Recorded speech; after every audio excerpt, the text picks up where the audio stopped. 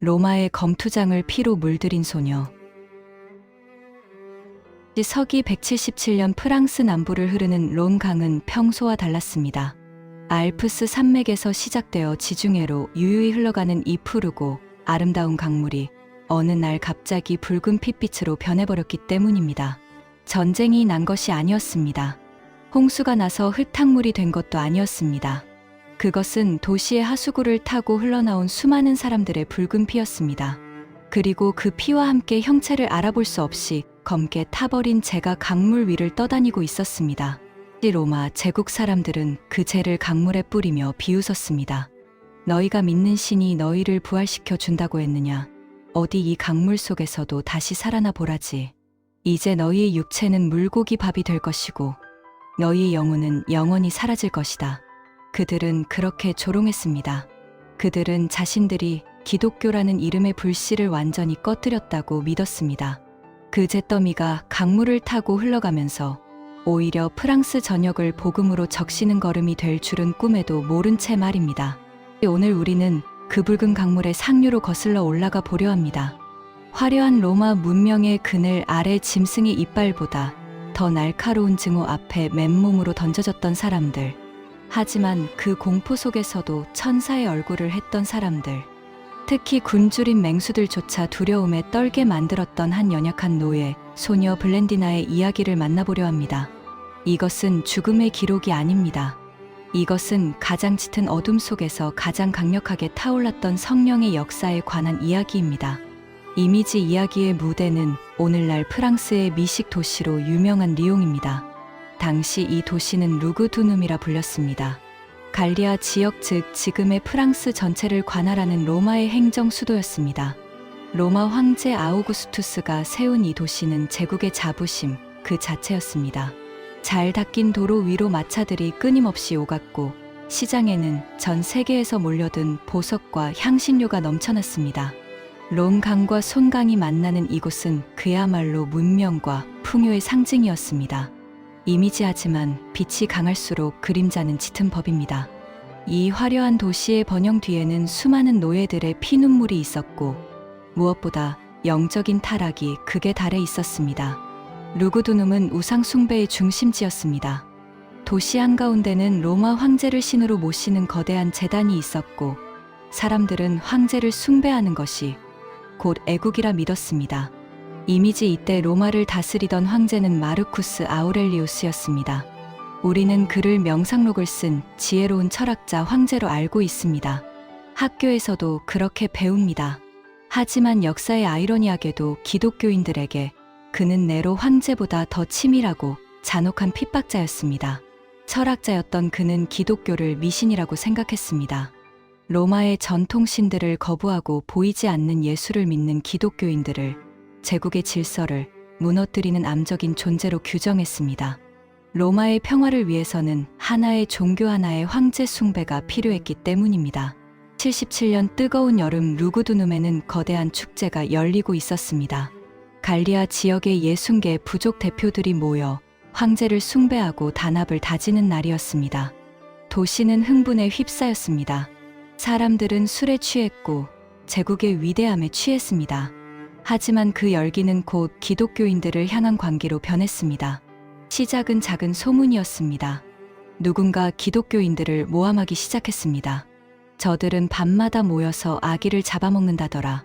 성찬식에서 예수의 살과 피를 먹는다는 말을 오해한 끔찍한 소문이었습니다. 저들은 가족끼리 음란한 짓을 저지른다더라.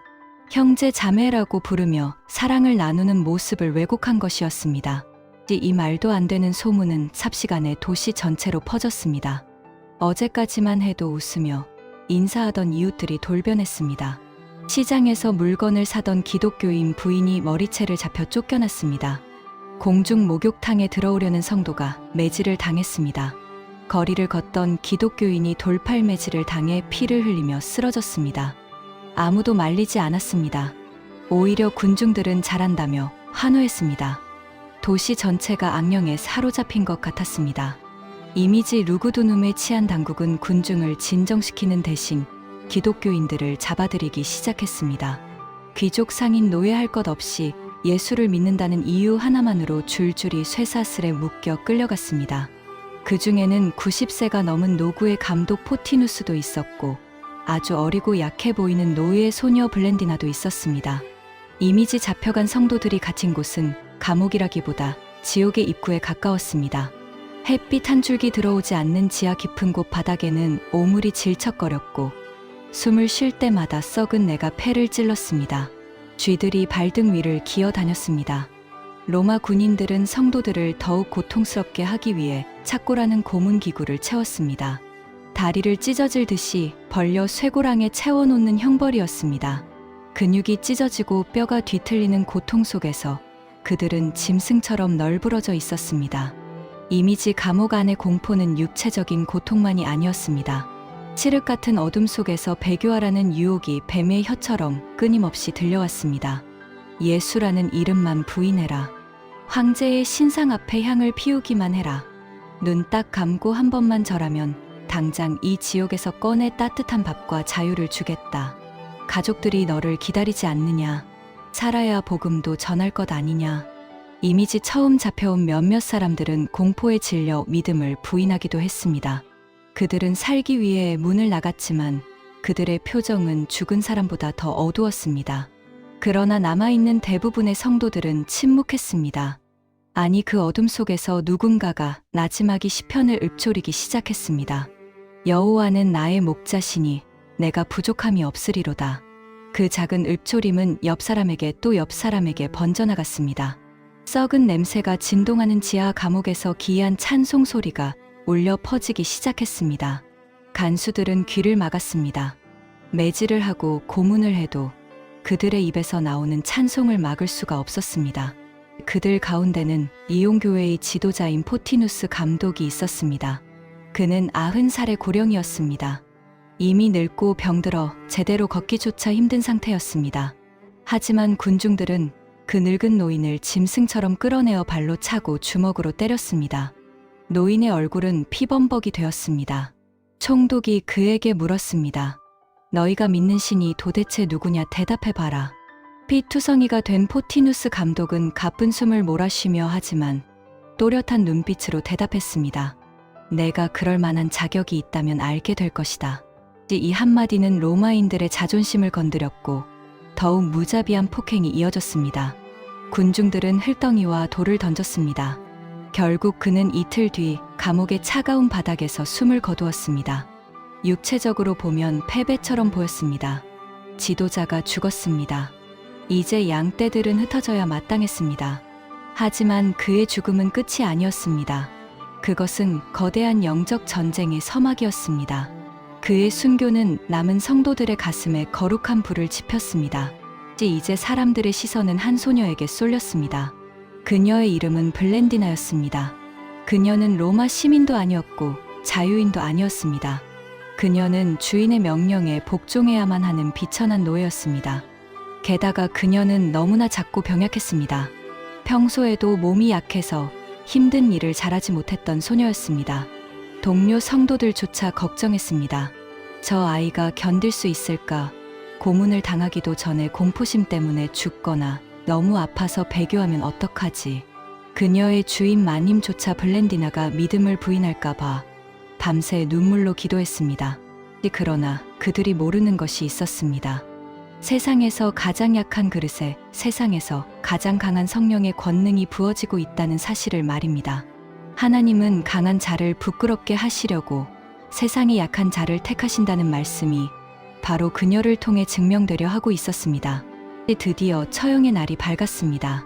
177년 8월 1일 루구두눔의 원형 경기장은 수만 명의 관중들로 가득 찼습니다. 그들은 피를 원했습니다.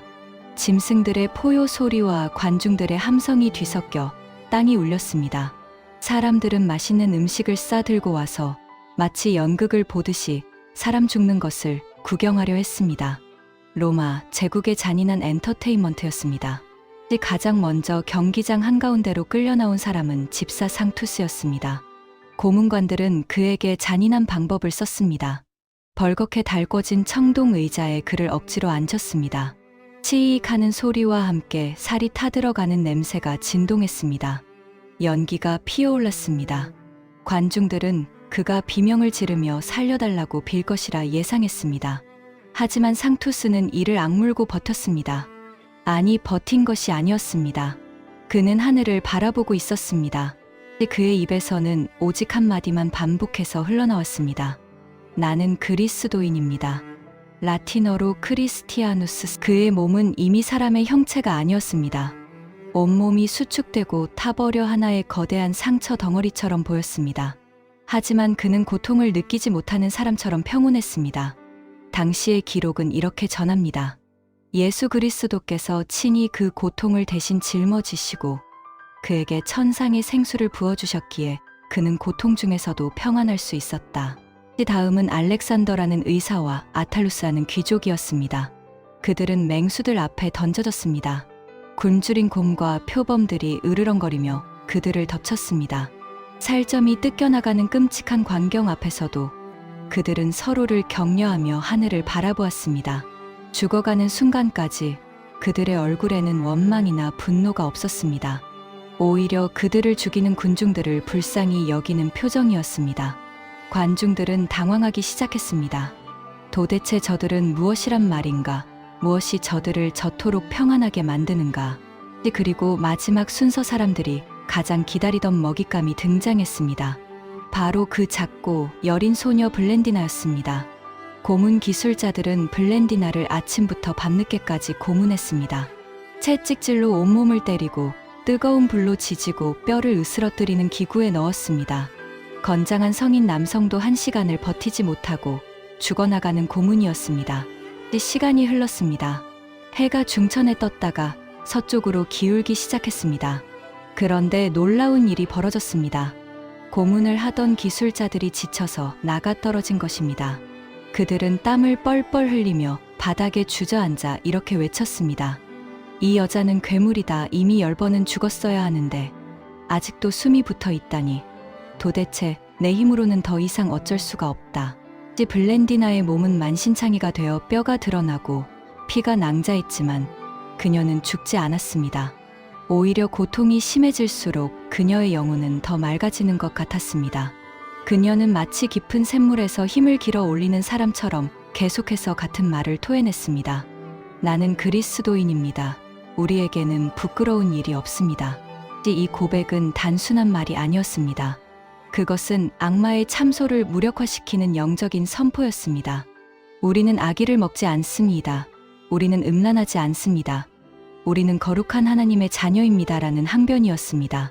그녀가 이 말을 할 때마다 고통은 사라지고 새로운 힘이 솟아났습니다.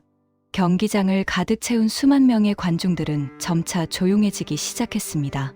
무언가 알 수 없는 두려움이 그들을 압도했기 때문입니다. 며칠 뒤 그녀는 다시 경기장으로 끌려 나왔습니다. 이번에는 그물에 갇혀 성난 황소 앞에 던져졌습니다. 미쳐 날뛰는 황소는 뿔로 그녀를 들이받고 공중으로 내동댕이 쳤습니다. 작은 몸이 인형처럼 날아올랐다가 땅에 처박혔습니다. 관중석에서는 비명과 탄성이 터져 나왔습니다. 뼈가 부러지는 소리가 들리는 듯했습니다. 하지만 놀랍게도 그녀는 고통을 느끼지 않는 듯 보였습니다. 당시 리옹 교회가 보낸 편지는 이렇게 증언합니다. 그녀는 십자가에 달리신 그리스도와 깊은 교제 속에 있었기에 육체의 고통을 감지하지 못했다. 그녀의 눈은 이미 이 땅의 경기장을 보고 있는 것이 아니었습니다. 그녀는 하늘 보좌에 앉으신 주님을 보고 있었습니다. 스데반 집사가 돌에 맞을 때 하늘이 열리는 것을 보았던 것처럼 블렌디나 역시 천국을 보고 있었던 것입니다. 그녀 옆에는 15살 난 어린 소년 폰티쿠스가 떨고 있었습니다. 누나들이 찢겨 죽는 모습을 보며 공포에 질린 소년이었습니다. 로마인들은 이 어린 소년에게 맹수들을 보여주며 협박했습니다. 지금이라도 예수를 부인해라. 소년의 눈이 흔들렸습니다. 그때 피투성이가 된 블렌디나가 손을 뻗으며 외쳤습니다. 폰티쿠스야, 두려워하지 마라. 주님이 우리와 함께 계신단다. 조금만 참으면 우리는 영광 속에 들어갈 거야. 십자가를 바라보렴, 예수를 바라보렴. 자신도 죽어가면서 어린 동생을 위로하는 그 모습은 마치 자녀를 달래는 어머니와 같았습니다. 야수 같던 관중석이 침묵에 빠졌습니다. 그 거룩한 모성애 앞에서 잔인한 로마인들도 할 말을 잃었습니다. 결국 폰티쿠스는 블렌디나의 격려 속에 평안히 숨을 거두었고 블렌디나 역시 마지막 숨을 내쉬며 하나님의 품으로 돌아갔습니다. 이교도들조차 혀를 내둘렀습니다. 그들은 경외심 섞인 목소리로 서로에게 속삭였습니다. 그들의 여자 중에서 이토록 지독하게 고통을 견뎌낸 사람은 본 적이 없다. 그날 승리한 것은 로마의 칼이 아니었습니다.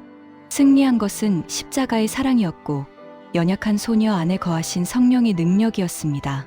모든 처형이 끝났습니다. 로마 당국은 죽은 자들에게까지 잔인했습니다. 그들은 시신을 가족들에게 돌려주지 않았습니다. 6일 동안이나 거리에 방치하여 개들이 뜯어먹게 했습니다. 그리고 남은 뼈와 살을 모아 불에 태웠습니다. 그들은 그 죄를 론강에 뿌리며 의기양양하게 외쳤습니다. 이제 너희의 부활은 없다. 너희 신이 너희를 도울 수 있는지 보자. 육체를 없애버렸으니 부활도 못할 것이라고 비웃은 것입니다. 하지만 로마는 틀렸습니다. 그들이 강물에 뿌린 것은 시신이 아니라 복음의 씨앗이었습니다. 죄는 물을 타고 흘러가며 프랑스 땅 곳곳으로 스며들었습니다. 리옹의 생존자들은 이 모든 과정을 기록하여 소아시아, 지금의 튀르키예 교회들에게 편지를 보냈습니다. 이것이 바로 유명한 비엔나와 리옹 교회의 편지입니다. 이 편지는 초대 교회 전역으로 퍼져나가며 잠자던 성도들을 깨웠습니다. 보라, 저 연약한 여종 블렌디나도 승리했다. 우리도 이길 수 있다. 블렌디나의 피는 헛되지 않았습니다. 포티누스 감독의 뒤를 이어 이레니우스라는 위대한 신학자가 이용의 감독이 되었습니다. 그는 이단에 맞서 정통 신앙을 확립했고 이용은 프랑스 기독교의 심장이 되었습니다. 오늘날 리옹에는 여전히 론강이 흐르고 있고 그 강변에는 로마 원형 경기장의 유적이 남아 있습니다. 그리고 그 한가운데에는 십자가 하나가 우뚝 서 있습니다. 칼로 흥한 제국은 먼지처럼 사라졌지만 피 흘려 죽은 교회는 영원히 살아남은 것입니다. 사랑하는 여러분, 177년 리옹의 원형 경기장에서 울려 퍼졌던 그 찬송 소리가 들리십니까? 그들은 이름 없는 노예였고 힘없는 소년이었고 병든 노인이었습니다. 세상의 기준으로 보면 그들은 패배자였습니다. 하지만 성령이 임하셨을 때 그들은 세상이 감당할 수 없는 거인들이 되었습니다.